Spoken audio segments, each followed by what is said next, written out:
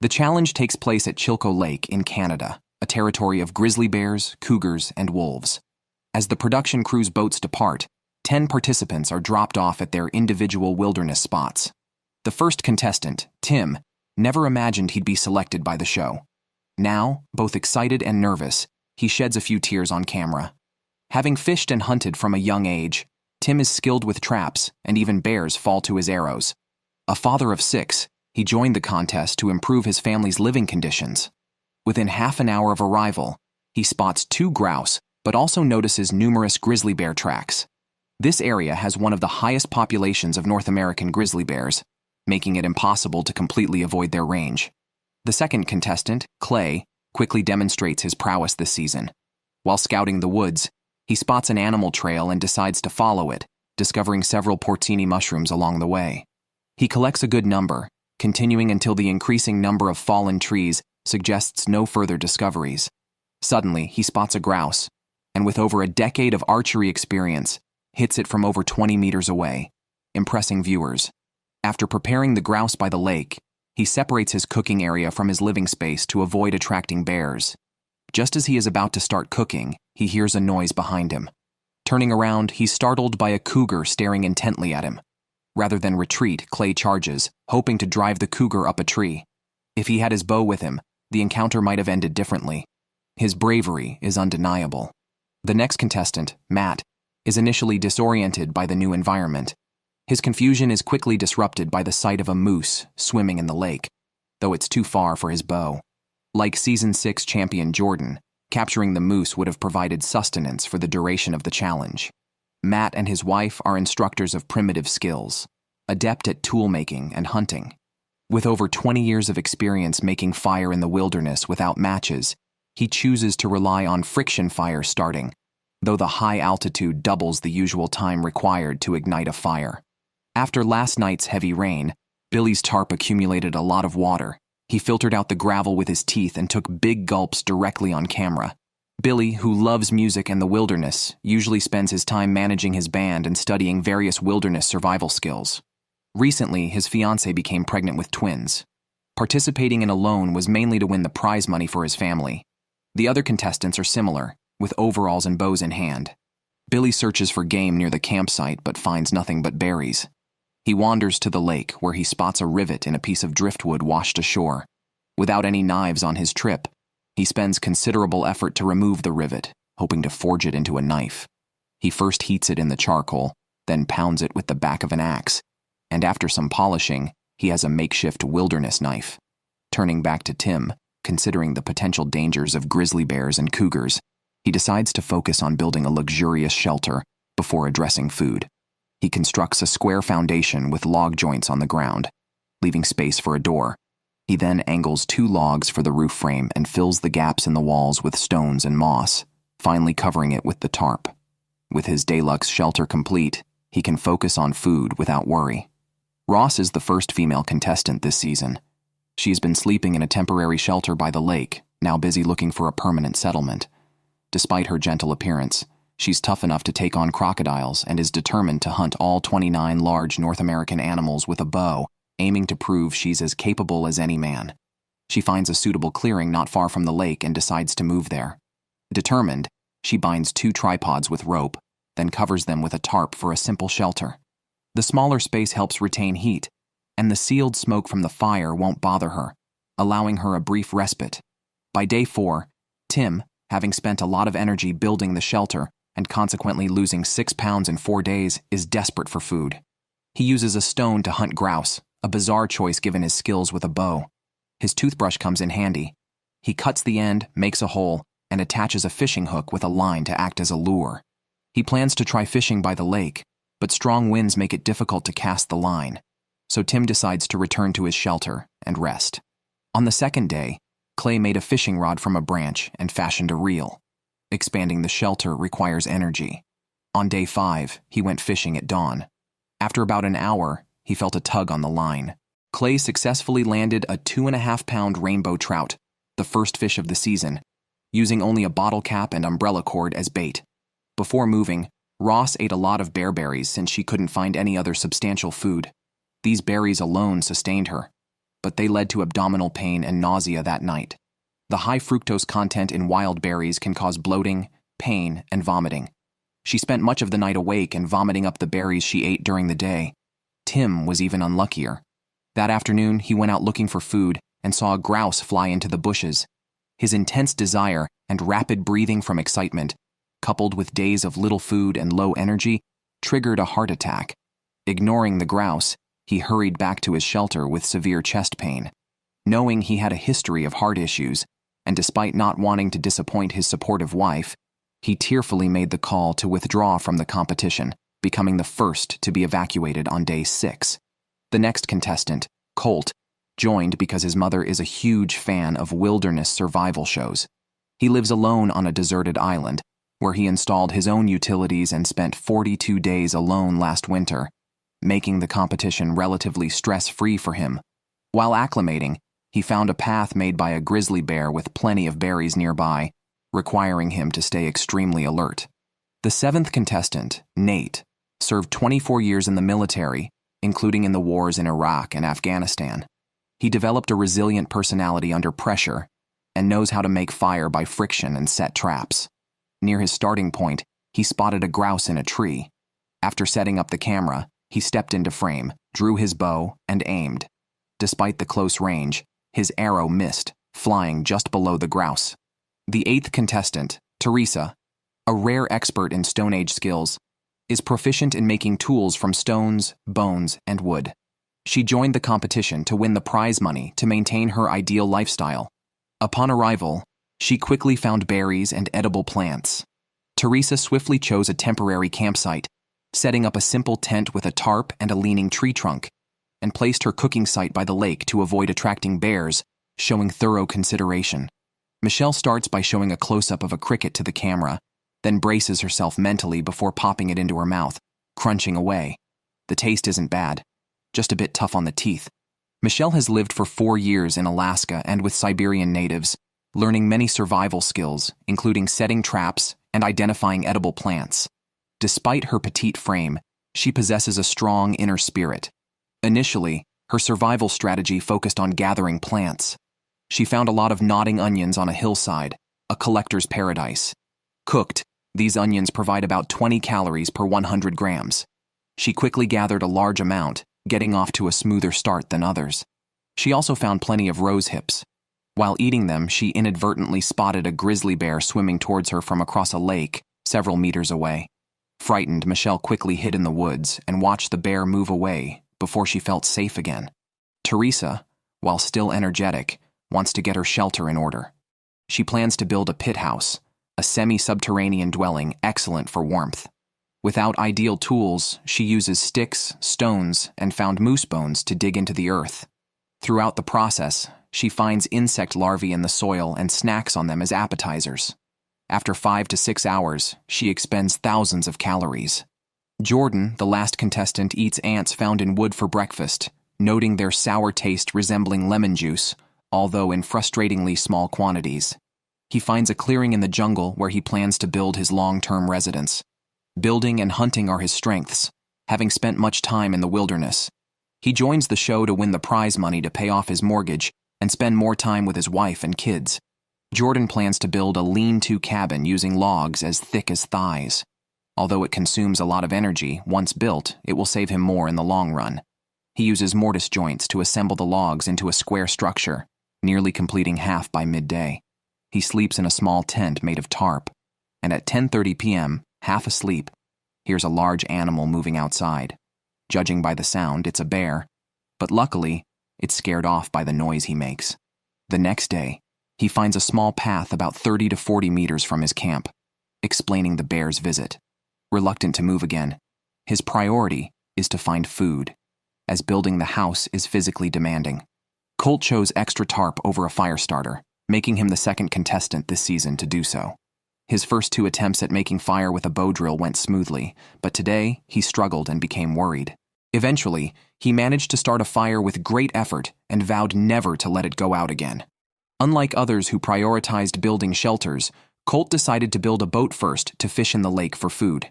Despite never having built a boat before, his rowing experience helped him craft it adequately. He wrapped it with the extra tarp he chose and filled it with more sticks to increase buoyancy and fully stretch the tarp. The simple structure didn't take long to complete. He then carved paddles with an axe and eagerly launched the boat for a test.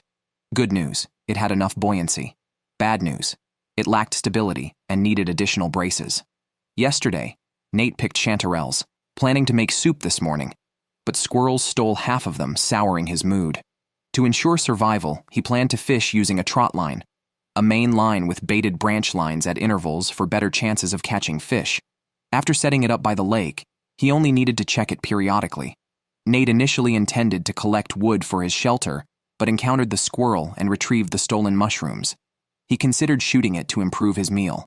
After collecting some wood, Nate built a simple A-frame shelter, placed acorns on the sides, covered it with a tarp, and finished his task. He then checked the trot line. Lake Chilkoot was generous without much hassle, and he smoothly pulled a fish ashore. Though not very large, the fish, along with chanterelles and berries stewed together, helped alleviate his fatigue. After digging the underground part of her pit house, Michelle started on the frame. She dug a post hole in the center and selected driftwood from the abundant supply by the shore.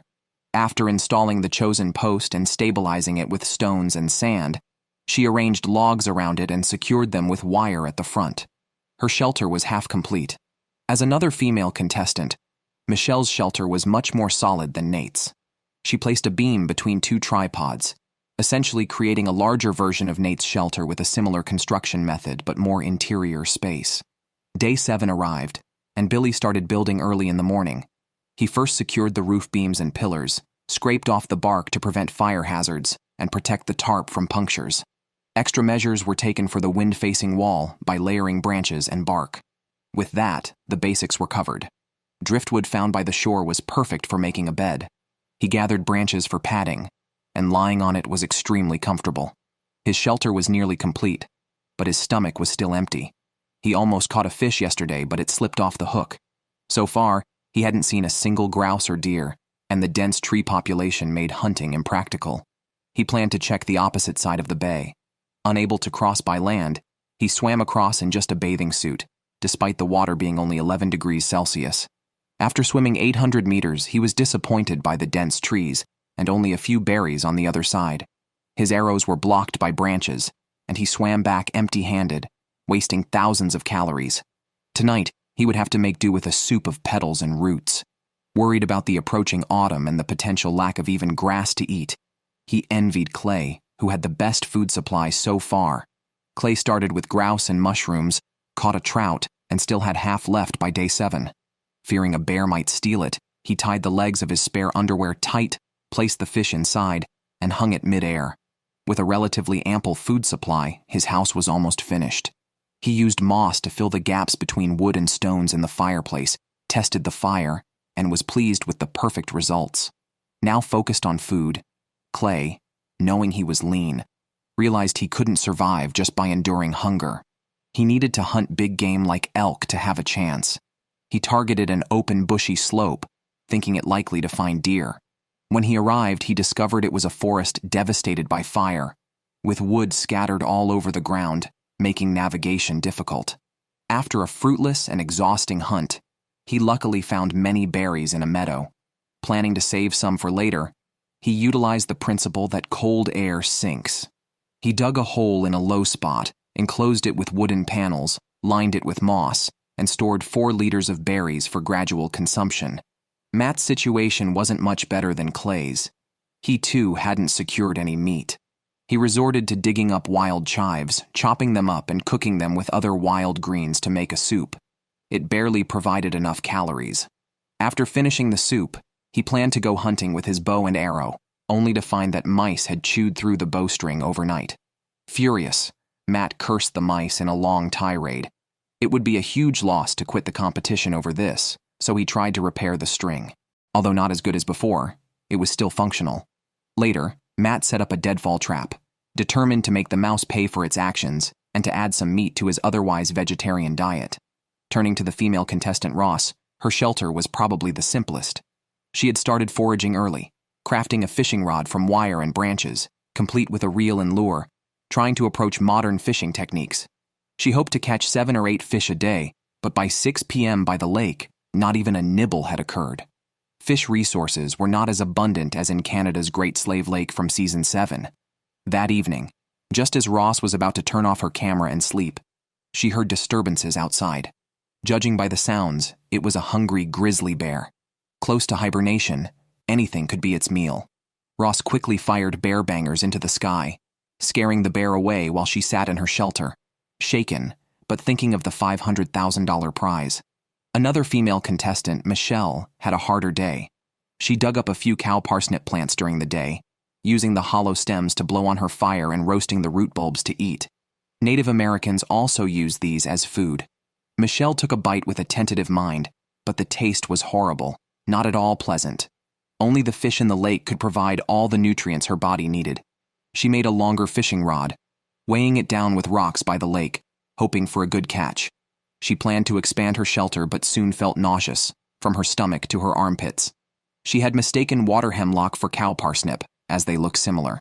But the former is highly toxic. Michelle chewed some charcoal in an attempt to neutralize the poison. She woke up around 5 a.m. feeling slightly better. Luckily, she had only taken a small bite, or withdrawing from the competition would have been unavoidable.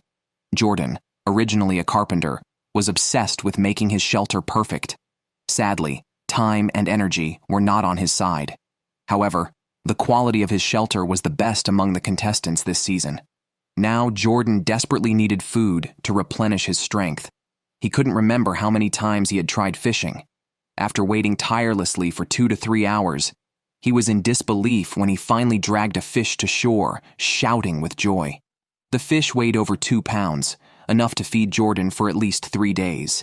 He quickly cleaned and prepared the fish, planning to make a fish head soup and enhance the flavor with chopped wild yellow essence roots. While the soup was cooking, he smoked the other slices of fish for dehydration and storage. On day 13, Teresa hung up her freshly washed underwear and, adopting a semi-sitting posture, became an expert in warming herself by the fire before returning to building her shelter. The frame of the house was ready. Next, she would lay the walls using large pieces of bark from dead fir trees stacked from bottom to top like tiles and fill the gaps with pine shavings for better insulation. She had left spaces for the fireplace and door. Looking at the empty interior, she planned to make a comfortable bed using wire to bind several logs together to form a frame, then laying wooden planks topped with grass and branches to mimic a mattress. Nate, feeling a bit desperate for food, decided to sunbathe to replenish some vitamins, as the continuous strong winds made fishing impossible. His fishing lines were washed back by the waves. After much thought, he decided to build a dock in the deep water area, hoping it might help. Using dovetail joinery techniques learned from his neighbor, he connected several logs into piles. However, as he carried them into the lake, he was annoyed by the water temperature and frustrated when the piles visibly fell apart. Realizing he had forgotten to install support beams, Nate wasn't discouraged. He focused on solving the problem rather than complaining. Previously, the boat Colt had used was unstable, so he made 2 small boats using the last bit of tarp and bound them with fir wood as external braces. On retesting them in the lake, there were no issues. Not only was the stability greatly improved, but the maneuverability was also excellent, allowing forward, backward, and rotational movement. Colt was thrilled and immediately stripped down to jump into the lake for a relaxing bath. However, his enjoyment was short-lived, as he spotted a grizzly bear staring at him from a distance and slowly approaching. Colt quickly fired a bear banger, which initially had no effect. The bear paused for a few seconds, then continued advancing. Colt fired a second shot, which made the bear retreat into the woods a few steps, but it still lingered and approached again. Only the third bear banger scared it away. That night, Colt was still shaken from the day's events, relieved that the bear had finally left. Hand the painting to craftsman Jordan. With the fish he caught a few days ago, he is living comfortably without worrying about food. The smoked fish has a reddish hue and is fragrant, tasting even better than he expected. The cabin is almost complete, only lacking a door. Jordan plans to make the door with wire and wood and install it with hinges for opening and closing. Without an electric drill, he uses his imagination, cuts a groove in the wood with a saw and secures it with wire to the wall and the door's crossbars. He binds it with harder wood, fitting it perfectly. Finally, he uses a bent branch as a door latch. With this, the cabin is complete. On day 16, Colt dreamt of delicious food and decided to treat himself today since he hasn't eaten meat in half a month.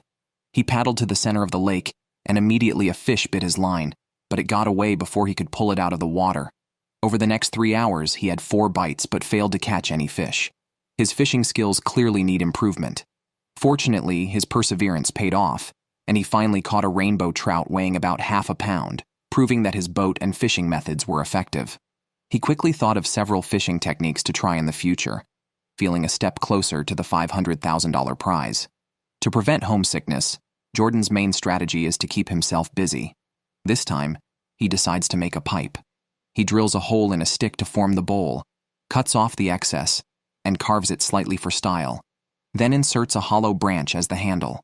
He completes his wilderness-style pipe and fills it with traditional Native American tobacco, living more and more refinedly by the day.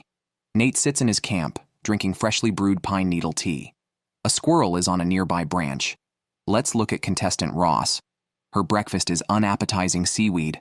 So far, she hasn't caught a single fish. Now, she hopes to catch some small fish with a fish trap to sustain herself for another month. However, the trap is crudely made. Large fish cannot enter, and small fish can escape. She places it in the shallow waters near the shore, securing it with stones. Time will tell, but she expects to catch nothing. Fortunately, there are berries in the grass, which have been her sole source of nutrition these days. As days pass, the berries either fall to the ground or turn black. She believes they will all be gone in half a month. Since Jordan finished making his pipe, he seems to have lost his spirit, completely absorbed in missing his family. Keeping busy no longer helps him cope. Viewers of wilderness survival shows can probably guess that he ended up making the expected call to quit the competition.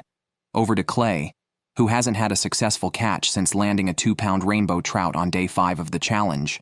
Today, he decides to make a scoop net. He crafts the frame himself and uses the inner core of a parachute cord. It takes him half an hour to finish the net. He heads to a spot he scouted earlier. It seems the fish in the lake know he's equipped with a net, as now they won't even bite the hook. Michelle finds a few snails, which taste like crispy chicken. These days, she relies on snails and crickets for protein, having not had a proper meal. Her fishing rods, placed in the lake, haven't yielded anything either. Like Ross, she plans to make a fish trap, but her craftsmanship far surpasses Ross's. She persists through the hardship, hoping to use the prize money to care for her brother-in-law, who has Down syndrome. Michelle places her fish trap in deeper water, hoping to catch some fish. Matt is under significant pressure. As a survival instructor by profession, he hasn't achieved notable success in the challenge. Others have at least shot a grouse, but he hasn't even caught a fish until now. Suddenly, Matt finally catches a rainbow trout, though it is as small as the one Nate caught earlier. He eagerly returns to make a soup with wild chives, savoring every bit, including the leftover fish bones. Such a small amount of food can't fill his hungry stomach after half a month. His solution is meditation, using his thoughts to communicate with his family to alleviate his pain. He then realizes his shelter lacks insulation. He might manage now, but it won't be good as the weather cools. Being the contestant with the least body fat, he needs to enhance his warmth measures. Matt finds a dense grassy area in the forest and decides to gather some dry grass for bedding. Unexpectedly, he disturbs a ground wasp nest preparing for winter. Several stings later, he runs out. Billy made a knife from a rivet he pulled out of deadwood and showed it off in front of the camera. It works well for chopping wood. Only 18 days into the challenge, he has already lost 31 pounds. Although he is quite heavy, he can't keep this up forever. The dense forest in his area makes hunting impossible, so he plans to weave a fish basket from willow branches to catch fish in the lake. While talking to himself and weaving the basket, he suddenly hears noises from the slope below and turns to see 2 grizzly bears. He quickly fires a bear banger, scaring them away. It's his first encounter with grizzlies in decades. His heart is still pounding after the danger has passed. When he places the finished basket in the lake, he wonders if it can really catch fish in such shallow water. Michelle, having nothing else to do, constructs a conical shelter to protect her fire. After working, she feels unprecedentedly weak. She desperately needs food as she only has berries and wild vegetables today, which provide very little energy. To get enough salt, she even eats her own mucus, but she's still getting weaker by the day. She hopes the fish basket will yield some results, but upon reaching the lake, she's stunned to see it empty, either washed up on rocks or possibly retrieved by a bear, plunging her spirits. Unable to imagine how she'll continue, she even notices her teeth discoloring from malnutrition. Feeling close to her limit, she remembers seeing some grouse near her dwelling. She takes her bow and arrows and puts her last hopes on hunting grouse. After wandering in the woods for several minutes, her legs are weak, and despite her efforts, she sees no grouse. She collapses in a chair at her campsite. Just then, she sees a grouse hiding behind a tree within her sight. She quietly approaches for a shot, but the grouse dashes into the bushes and disappears. With her last hope gone, she decides after a moment of thought to call and quit the competition. On the 21st day of the challenge, 7 contestants remain. Due to poor fishing results, Clay shifts his hopes back to hunting. Otherwise, with his physique, he definitely cannot compete with the other heavyweights. He walks a long time to a previously unexplored forest area. Calming down, he carefully observes his surroundings and listens to the sounds of animals. Finally, he discovers a good sign: a pile of deer droppings, the first deer trace he has found since the start of the challenge. Since it's getting late, he heads back.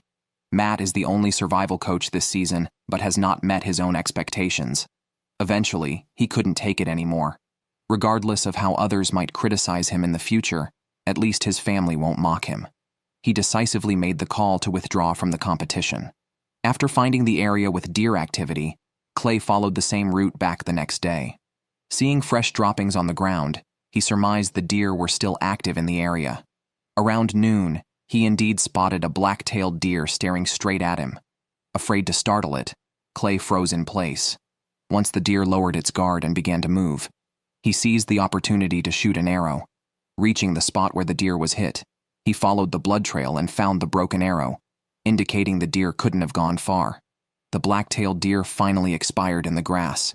At that moment, Clay's anxiety was relieved, and he couldn't help but shout with joy. The deer weighed about 60 kilograms. With numerous grizzly bears in the forest, Clay wasted no time and began to butcher the deer, carrying several legs back to his shelter, which was 4 kilometers away. Fearing that grizzly bears might be attracted by the scent, he hurried back. By 5 p.m., he had brought all the deer meat back to camp. After removing the skin, bones, and offal, about 46 kilograms of pure meat remained. Keeping it in the shelter posed a risk of attracting bears, so he had to find another place to store it temporarily. Fortunately, the production team had provided each contestant with a heavy rope specifically for hanging meat. Clay hung the deer meat 7 to 8 meters high, making it difficult for any bears to steal. That evening, he fried deer heart and deer fat, and the aroma gradually spread through the air, eagerly anticipating the taste. As for Colt, he had also hoped to rely on hunting deer for food storage, but he hadn't seen even a trace of deer so far. He had no choice but to gather wild onions and berries. Thankfully, the low temperatures in the area meant that the berries could stay fresh in a cave for 3 weeks without spoiling. Taking advantage of their availability, Colt spent time each day gathering them to prepare for the winter. When talking about the $500,000 prize, he envisioned using the money to build a community farm to give more people a chance to experience the wilderness. However, unexpected events occur quickly. The next day, as he went to have some berries for breakfast, he discovered a bear had raided his storage overnight, eating half of the berries. Due to local legal restrictions, fishing nets could only be used after surviving for 45 days. Naturally, Colt also thought of making a large fish basket using fir branches. After completing the basket, over a meter tall, it was the only one that seemed hopeful among the contestants' creations, as others were either too small or too crudely made. Rowing to the middle of the lake, Colt wasn't sure how deep the water was. He placed the basket, marking the spot with driftwood. Logically, there should be a good chance of catching fish. Nate has lost 32 kilograms from hunger, his cheekbones now prominently visible. Each day, he looks forward to checking his fishing line at the dock, his mood lifting with excitement. He slowly drags a fish towards the shore, but just as he is about to secure it, the fish slips off the hook. Nate quickly rushes into the water to catch it, but sadly watches as the fish escapes back into the lake. Without fish, he continues to drink pine needle tea. Having learned a painful lesson, Nate decides to build a scoop net. He uses Y-shaped branches to create a circular frame and parachute cord for the netting. Although the net is a bit rough and small compared to Clay's, it should work for catching fish. When testing it, Nate finds another small fish pulling on the line, the second one he's caught. On day 23, the meat Clay hung in the tree remains untouched by grizzly bears. Clay plans to build a smokehouse to preserve the meat through dehydration for a longer period. The structure must be robust to keep out grizzly bears. He uses a simple mortise and tenon structure, stacking cut logs into a square shape, binding wire inside for hanging the meat, and plugging gaps in the walls with moss. The roof is also covered with a thick layer of moss for waterproofing. He patiently slices the deer meat into strips, hanging over 46 kilograms of it in the smokehouse. By waiting overnight, the meat can be preserved for several months. Clay is now firmly leading in resource management. Teresa has finally completed her pit house but must still test its smoke ventilation. The results are disappointing. Within half an hour, the smoke makes it impossible for her to keep her eyes open. She gathers a large number of stones from nearby to build a meat smoker over the fire pit, filling the gaps with mud. The height is level with the ground, facilitating cover. The improved fire quickly shows effects, allowing her to move from her tent to the pit house. The pit house's insulation far surpasses other contestants' wooden houses, allowing Teresa to conserve energy by sleeping in just a sleeping bag. Turning back to Nate, he forgot to cover his iron pot before going to sleep 2 days ago. Drinking water in the dim morning light, he didn't notice several squirrel droppings in the water until daylight. He's unsure if this will cause illness, but feels fine so far. Today, he plans to make a fishing rod with a reel for longer casts, taking advantage of the dock's extension to catch bigger fish. After completing the rod and reel, Nate starts feeling nauseous and cold at 4 p.m. He suspects an infection from salmonella carried in the squirrel feces, as nausea and chills are typical symptoms. Regretfully, he makes the call to withdraw from the competition. Billy hasn't eaten any meat since the challenge began. He has lost 45 pounds. His fishing trap in the lake has been set for a week, hoping to catch a few fish to satisfy his craving for meat. Unfortunately, each time he checks, the trap is empty. With no other option, he tries fishing again. After nearly 2 hours by the lake, he finally catches a rainbow trout weighing about 1.5 pounds. Billy quickly goes back to build up the fire and stews the trout with some wild vegetables. While waiting for the fish to cook, he keeps an eye out for grizzly bears, fearing they might appear from nowhere and steal his catch. Eating just the fish meat is no longer enough to satisfy his protein needs, so he consumes the bones as well to feel fully satisfied. As the weather gets colder each day, it's necessary for Ross to install a large door on her squash shack to block the wind. Otherwise, the cold north wind at night is too much for her to withstand. On day 8, she found some wooden planks with nails still in them, which she hadn't used. Ross pulled the nails out, made a tripod from sticks, and wove some pine branches on top. By day 26, only 5 contestants remain. Billy, who had finally caught a rainbow trout, now only has a few sips of soup left, but they still taste incredibly delicious to him, as this was the first meat he's eaten since the challenge began. Feeling the cold weather, he plans to make a wooden door, using the classic design of 5 logs with 2 horizontal supports, and stuffs it with pine resin to enhance the wind-blocking effect. He uses a wire to tie to the house, avoiding even the effort of saying "open sesame" by just stepping on it. After fixing the door, he must also sort out the fireplace so he won't have to go outside to start a fire or boil water when it's windy or rainy. The stones are piled up on the lakeshore, and moving them to the shelter requires going up a steep slope. For an ordinary person, it's a simple task, but for Billy, who has been starving for months, it's a strenuous activity. Billy uses clay instead of cement to build a semicircular fireplace with stacked stones. It doesn't take much time, and the smoke ventilation works quite well. Ross sits inside her squash shack, using a found glass bottle as a hand warmer. The low energy intake makes her always feel cold, so she relies on this simple method to warm her hands, occasionally adding rose hips to the bottle for a unique flavor and a significant boost in vitamin C. Her luck with fishing has been poor, and now she thinks about setting traps in the woods to catch rabbits, a method she hasn't tried yet. Although squirrels are protected by local laws and cannot be trapped, making the wire loop larger should prevent harming them. Still, it carries some risks, which might be why the contestants are hesitant to set traps. Ross has no choice but to take this path now, with her mind focused solely on getting food to keep going. Fortunately, while setting traps, her sharp eyes spot a bear trap among some dry leaves. Since 2017, trapping bears has been banned for non-indigenous people, and given its rusty condition, it's definitely several years old. 2 days after setting up the traps, Ross found bear tracks on the ground while checking them.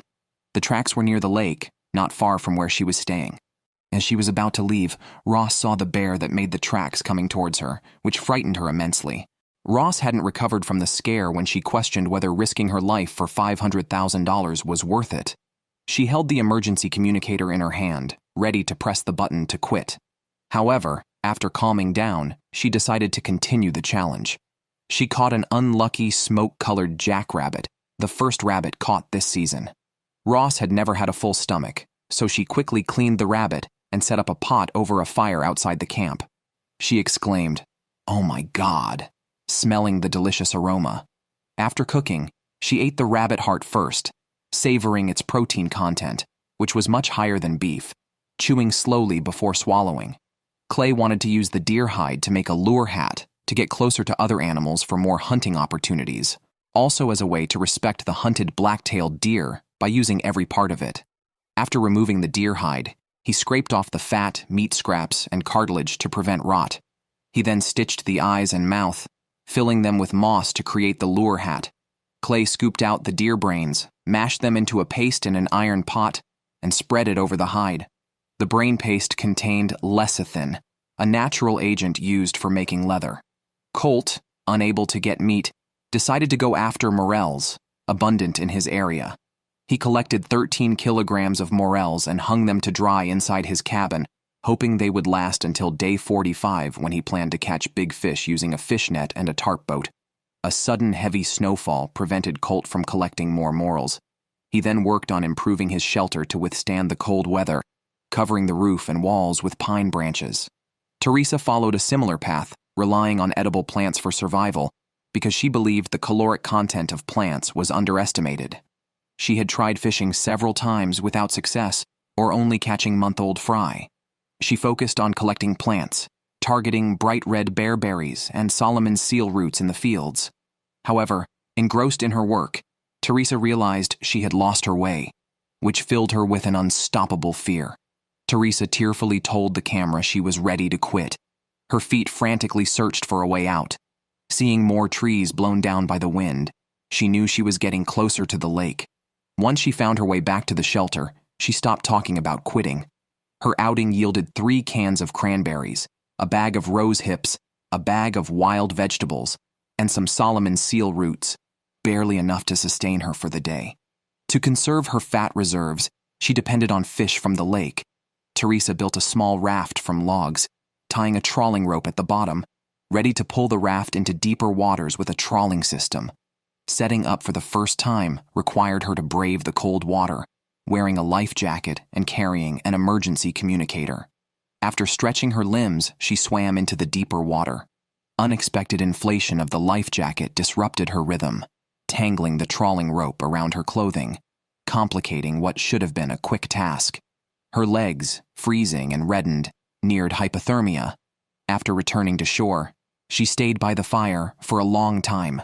Although she recovered by nightfall, her legs were burned from being too close to the fire. Colt, on his 10th check of his hand-woven fish traps, had yet to catch anything. He stayed to fish, and his luck turned, catching 2 small fish, each only about half a pound. If only they were bigger, he could have had a hearty meal. Clay heard noises outside his camp in the middle of the night. Wearing a headlamp, he saw nothing. The sounds disappeared. By dawn, he realized a gray bear had approached within meters of his food storage. Worried about his dried deer meat being stolen, he planned to set up an alarm system. He tied a bear whistle to a tree, surrounding the storage with a string that would trigger the whistle if a bear stumbled upon it, scaring off even a tiger.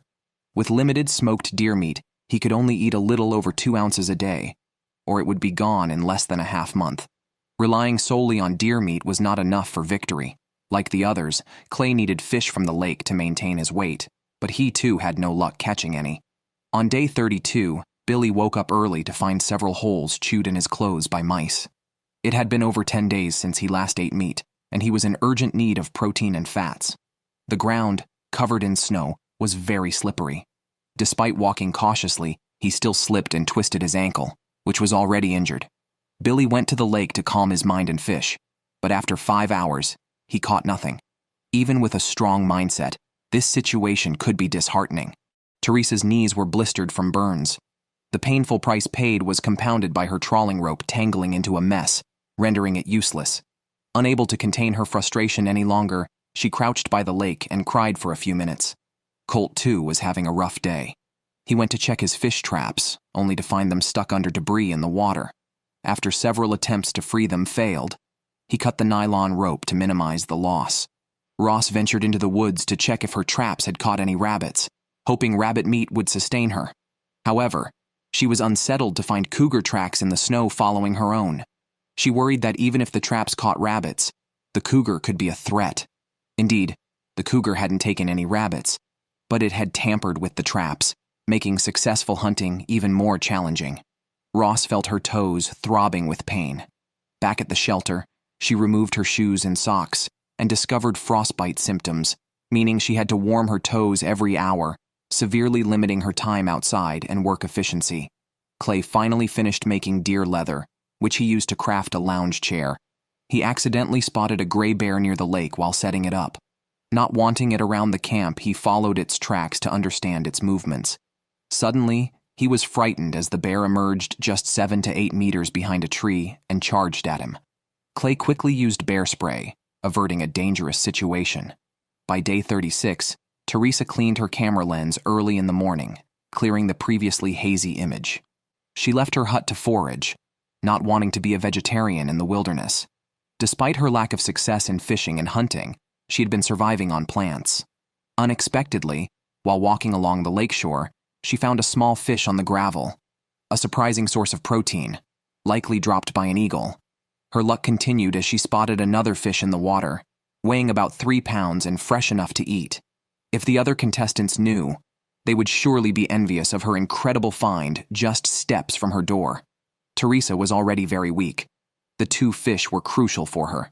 Although the boiled fish tasted unpleasant, she forced herself to swallow it, hoping to sustain herself for another 10 to 15 days. Ross's situation was grim. Her frostbitten toes were constantly in pain. The rabbit she caught had only a little meat soup left, hung on a tree dozens of meters from the camp. She wanted to retrieve it for breakfast, but her weak body made walking feel as strenuous as running a marathon. Gradually, she couldn't even hold the camera steady. Her vision blurred, and her hearing seemed to decline. Ross quickly called the medical team to examine her. After describing her symptoms and being checked by the medical staff, she had to evacuate immediately to avoid severe health risks. Her endurance was well known. Surviving over 30 days with just 1 snowshoe hare was already her limit. She was carried onto the boat when she left, leaving only 4 contestants in the challenge. Facing a temperature of -12 degrees, Billy lived in a drafty wooden cabin which was very tough.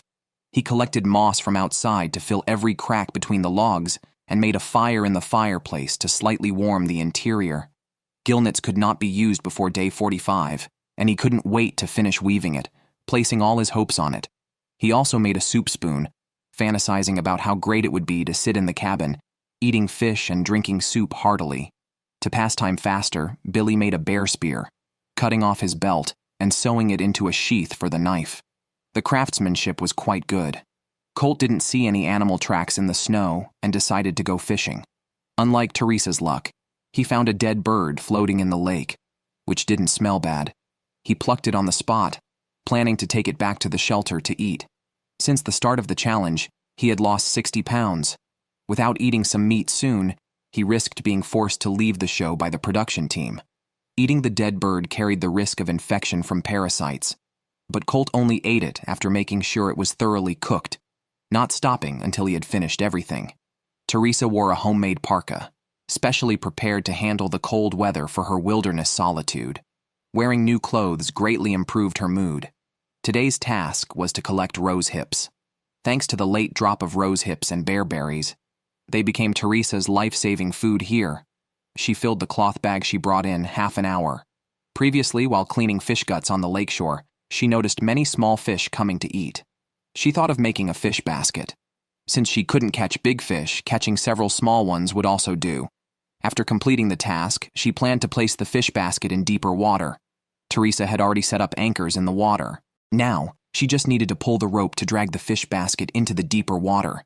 However, things didn't go smoothly. The fish basket got stuck halfway and wouldn't move. She had to use her long legs to walk into the lake and properly set up the fish basket. I seriously suspect she did it on purpose. By day 44, Colt also started weaving a gill net, striving to get every knot and float right. He worked from morning till nightfall to finish the gill net on time. Unexpectedly, at 2:30 a.m., a fierce wind blew, giving him a bad feeling. Worried that his tarp boat might be damaged, he went to the lakeside with a headlamp to check. Sure enough, 2 rope knots had loosened on the boat. It was fortunate that he checked. Otherwise, just when he could use the gill net, the boat might have sunk the night before. That would have been infuriating. The next day, Billy sawed down a slender pine tree, removed all its branches to use as a long pole for binding the gill net, and chose a suitable spot to lower the net.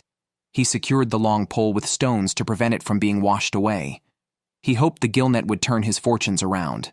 Otherwise, he would have to rely on his body's fat reserves to endure, just like a bear. Colt wasn't in a hurry to get into the water, but decided to add a few more beams to the boat and replace 2 crossbeams to increase buoyancy and stability. Afterwards, he sailed out and spread the gill net in the deep water, greatly increasing his chances of catching fish. While everyone else was busy setting nets to catch fish, Clay had the leisure to stuff moss into nets as sword targets and occasionally practice archery outside the camp. Today, he also needed to set up his gill net. For this, he decided to make a trawling pulley system. By standing on shore, he could easily deploy and retrieve the gill net. He constructed a tripod from logs, fixed an iron ring at the top, connected another iron ring to a buoy attached to an anchor stone in the water, and linked the 2 rings with a nylon rope.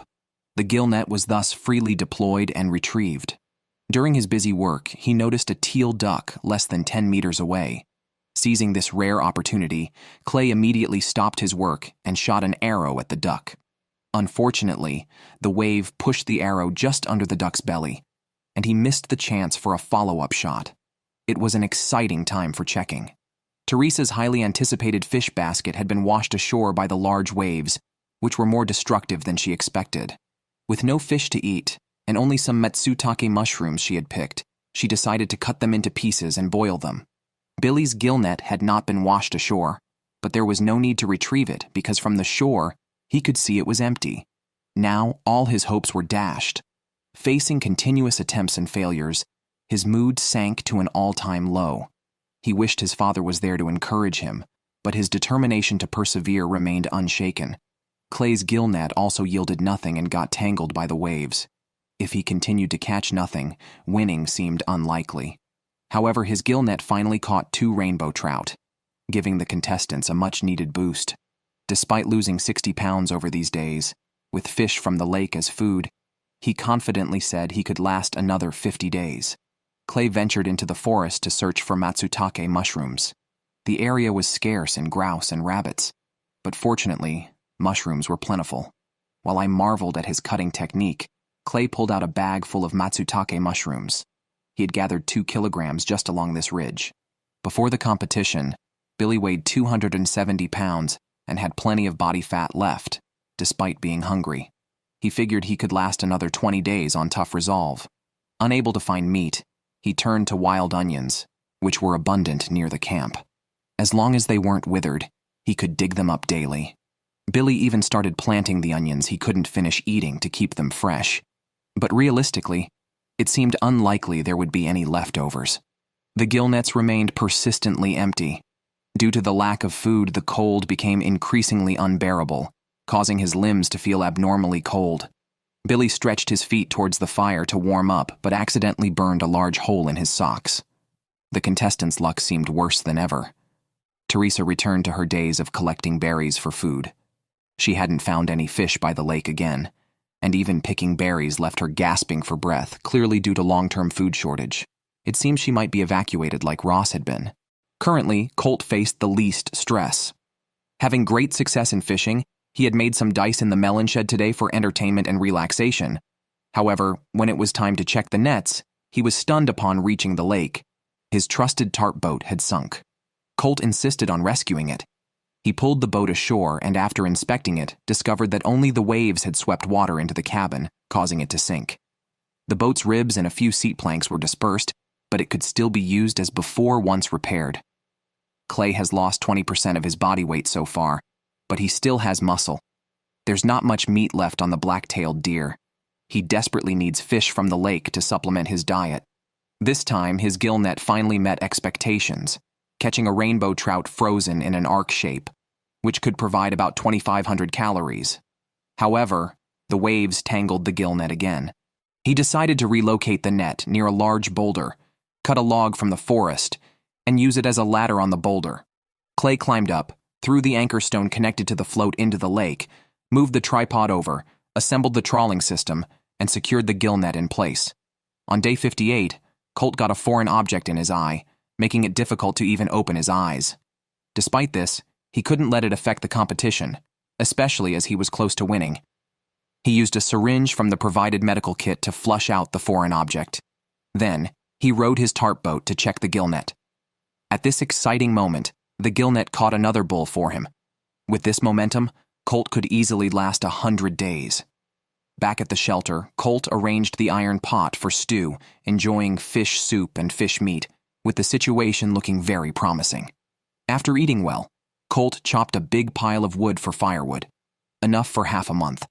Since the gill net was so effective, he expected the days ahead to be comfortable. From morning till night, he constantly burned calories and finally set another net in the lake the next day. However, the old net caught nothing today. Was the good start over so soon? Teresa didn't want to be a vegetarian, but with limited skills in fishing and hunting, she had berries again this morning. She mashed the cooked berries, formed them into balls, and baked them on the fire, creatively turning them into a meal. While waiting, she sat by the fire doing handicrafts, planning to make a hook for hanging the iron pot. But seeing her handle the saw, I knew trouble was brewing. She wasn't skilled, and as expected, she cut her left hand. Although the medical kit had the necessary supplies, a severed tendon that couldn't heal on its own would force her to call and quit the competition. Fortunately, the wound wasn't that severe. Otherwise, quitting in such a way would be frustrating for anyone. Let's look at Clay again. Seeing the strong winds and high waves, he guessed the gill net would have no catch and decided to hunt grouse and rabbits in the forest. Instead, he found fresh cougar feces on the ground. Local laws allowed contestants to hunt cougars. With Clay's stored deer jerky running low, catching this cougar would not only provide about 10 pounds of meat, but also fulfill a long-standing wish. Unfortunately, despite searching all day, he never saw the cougar. That evening, Clay made a tube out of deerskin that emitted sounds somewhat like a deer's call, but also resembled the cry of a dying hare. The next morning before dawn, he left the shelter with his bow and arrows, planning to lure a cougar with the sounds and shoot it. Unexpectedly, the situation changed rapidly. Gray bears, absent for a long time, had returned. Clay spotted their tracks in the snow, only 7 or 8 meters from the shelter. He had no choice but to abort the hunting plan. If the deerskin tube attracted a bear instead of a cougar, it would be a double loss. Billy's gill net had never caught anything. Billy decided to move it, refusing to believe he couldn't catch a single fish. Now, climbing a steep slope left him breathless, showing his physical weakness. A few wild onions in the garden were his food for the day, enough to sustain him for another week. He had quit his job to join the contest, with barely any money left in his bank account and twins on the way. Winning the $500,000 prize was crucial to avert a financial crisis. On day 66, although Billy's gill net hadn't caught any fish, he found one on the shore, possibly stranded or dropped by a bird. It was his first meat in nearly 50 days. He cooked the fish until it was charred. After a long time on a vegetarian diet, the small amount of meat, albeit little, felt incredibly satisfying due to the protein. Colt had thought the journey ahead would be easier, but the gill net caught no more fish. He felt his weight and stamina decreasing. The next day was the medical checkup scheduled by the show's producers. All contestants feared being forced to leave due to health issues, but it was inevitable. Colt lifted his shirt to reveal his emaciated body, having lost over 30 kilograms. The other contestants were not faring much better, anxiously awaiting the medical report. Surprisingly, Colt was the contestant disqualified. Despite catching 3 large fish in the past 20 days, his significant weight loss beforehand was too great. The doctor said his cardiovascular system was under immense stress, and staying could cause permanent damage. Facing permanent injury meant automatic disqualification. If Lake Chilkoot in Season 7 had the same fish resources as Big Slave Lake, Colt might not have been disqualified and could have been a strong contender for the champion. Clay had finally finished his deer meat and was now also facing a food crisis. He had moved the gill net to a new location a few days earlier, but it was empty and tangled when he checked it this morning. Clay could no longer tolerate the device. Even after placing it deep in the water, he decided not to waste more time on it. Teresa was semi-giving up, lacking hunting skills and unwilling to hunt. This morning, she made a broom in the pit house. Her craftsmanship was impressive. She took the broom outside, intending to clear the snow off the roof, but being on a vegetarian diet, she quickly felt dizzy and had to lie down again. Without wood for the fire due to not collecting it the day before, she forced herself to gather wood outside. Walking on land, she felt as if moving through water. While collecting wood, she saw deer tracks in the snow, the first since the challenge began. But she was indifferent, either too weak to care or unwilling to change her situation. Teresa had settled on berries and mushrooms. On day 69, she received a text from the show saying her medical checkup was moved up and to stay at the camp. She fantasized about being the last one standing and that the crew would soon announce her victory, but reality was harsh. Teresa had become extremely thin, and the early medical checkup was due to poor last results. Her heart rate had increased by 20% over the last week, a possible sign of impending heart failure, making her the 3rd contestant to be forced to leave. Now only Billy, the endurance king, and Clay, the deer hunting expert, remained. Billy's gill net was predictably empty. Desperate, he decided to eat pine bark. After peeling off the outer bark, he collected the inner layer, containing digestible sugars, fiber, and starch. He boiled the bark in a pot. The red color looked tasty, but it was hard to swallow. Drinking more made him feel nauseous. Not wanting to lose the little food in his stomach, he decisively covered the pot and planned to look for other food. Clay had given up on fishing and decided to focus on traps and hunting. He had set several traps for squirrels in the forest. The first trap had been touched, as there were many rabbit tracks around. As expected, the second trap caught one. He thought that would be all for the day, but 3 wire snares caught 2 snowshoe hares, boosting Clay's confidence as his food supply dwindled. The savory stewed rabbit meat satisfied his hunger. Every bite was precious, and he couldn't bear to waste any, bones included, wanting to consume more calories. That night, a noise outside from a fallen net woke him. Clay thought a gray bear had knocked it over.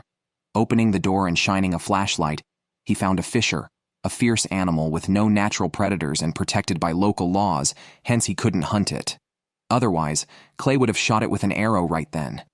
Billy was devastated by a few sips of pine bark soup. He felt extremely nauseous yesterday and still hasn't recovered, lying in bed as if waiting for death. He must go out to find food to fill his stomach. While searching nearby, he discovered a large patch of wild onions, ensuring he wouldn't worry about food for the next few days. Since the start of the challenge, Billy has been eating wild onions, frying some and boiling others. After eating them for over 2 months, he still praises their taste. I truly admire his perseverance. Clay's situation isn't promising either. Today, while checking his traps, he saw fisher tracks in the snow following his own footprints.